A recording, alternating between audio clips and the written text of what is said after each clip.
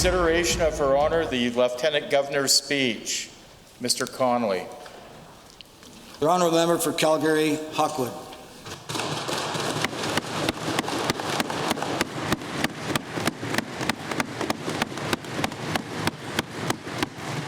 Thank you very much, Mr. Speaker. I would like to move that a humble address be presented to Her Honour, the Honourable Lieutenant Governor, as follows.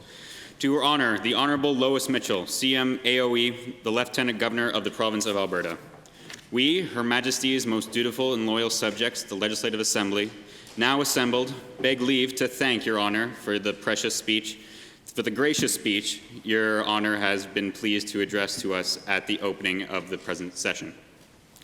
Mr. Speaker, it is my honour to open debate on the speech from the throne, and I wish to thank Her Honour for the remarks that she brought to this chamber yesterday. I would also like to thank and congratulate you, Mr. Speaker, on your election both to this Assembly and to the Chair.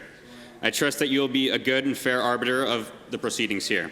Further, I would like to congratulate all of my honourable colleagues in this Assembly on their election to this chamber, and thank the countless volunteers, regardless of which party they toiled in the most recent election, for their commitment to our democracy and to their communities. And finally, of course, I would like to thank the Honourable Premier for honouring me and the residents of Calgary-Hawkwood with the opportunity to open debate on Her Honour's speech. This speech represents the plan that the voters of my riding chose on May 5th. They chose fairer taxes, safeguarding vital education, health, and human services, and a renewed democracy. The opportunity to represent the citizens of my riding, which is located in northwest Calgary and includes the communities of Arbor Lake, Citadel, Hawkwood, Ranchlands, and Silver Springs, is truly humbling.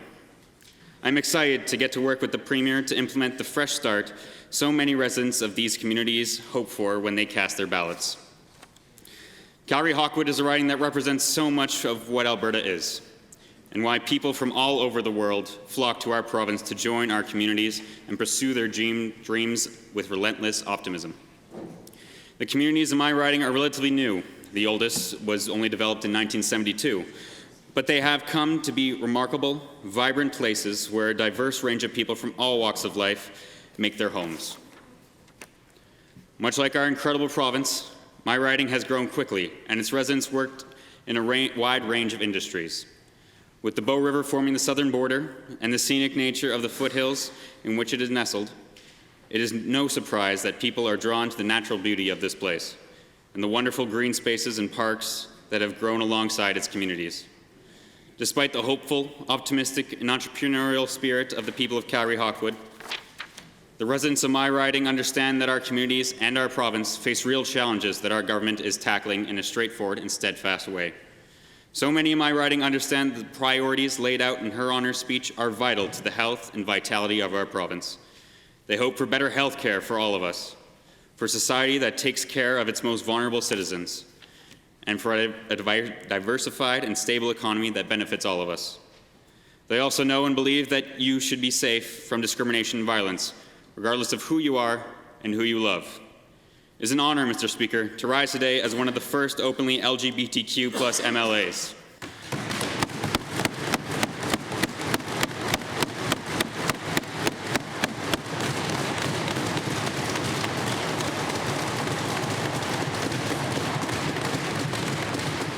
The LGBTQ+ community in Alberta has long fought for equal human rights, for recognition that despite who we love, we are Albertans just the same. As recently as last December, this Assembly has struggled with ensuring our LGBTQ+ students are treated fairly and equally. The debates around Bill 10 and Bill 202 were one of the many reasons that spurred me to run for MLA of Calgary-Hawkwood. Since May 5th, I have met with many individuals in the LGBTQ+ community, and almost everyone has made me promise that I will help represent them, because they feel like they have never had a voice in this legislature. We have never had someone who truly understands what it's like to keep a secret from their friends and family for years. We've never had someone who knows what it's like to be afraid to hold their partner's hand in public. And we've never had someone who felt the fear every day of being kicked out of your home or fired just for being who you are, until now. The member from Strathcona-Sherwood Park, the member from Calgary Cross, and myself are proud to be members of the LGBTQ+ community and to represent our community in this legislature. The three of us have different life experiences, different educations, and different upbringings, but we are united to fight for both our constituents and our LGBTQ+ community.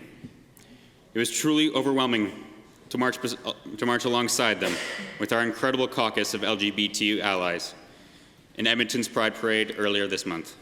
The diversity of this caucus is one that I am incredibly proud to see in this assembly. Another key priority for the voters in Calgary-Hawkwood and for me is a strong education system that brings the best out of all Albertans. This is particularly important for me. My mom is a teacher, my sister is trained to be a teacher, and her partner is also a teacher. I see every day through those that I love and respect the impact that passionate educators can have on the lives of their students, especially when they are given the tools that they need from their government. When I hear Her Honor speak of our new government's commitment to stable and predictable funding for our schools, I know that the Premier has the same priorities as my family, as well as those of so many other families in Calgary-Hawkwood. I understand that education does not end when we leave high school either, Mr. Speaker. Why, it wasn't so very long ago that I myself was a university student. As some of my colleagues in this assembly will undoubtedly know and continuously remind me. I know that post-secondary education fuels our dreams, expands our worlds, and helps us grow our economy and compete globally. When I see the Premier acknowledge that there is no better investment our province can make than to ensure prosperity, I know that Albertans can face the challenges ahead and come through stronger and better than ever before. Mr. Speaker, I could go on about all the exciting, positive new starts we are seeing in our amazing and resilient province. Real action on mental health, making life a little easier for those of us who earn the minimum wage, a renewal of our democracy, and a new relationship of respect with our Indigenous brothers and sisters. But I will simply conclude by thanking the people of Calgary-Hawkwood for the trust they have placed in me and in the Premier. This is truly a humbling experience, and I am looking forward to the challenges and opportunities that face our province of farmers and feminists, workers and entrepreneurs, settlers and Indigenous peoples, students and teachers. We are truly an amazing province, and I am so very proud to be part of this new chapter in our history. Thank you.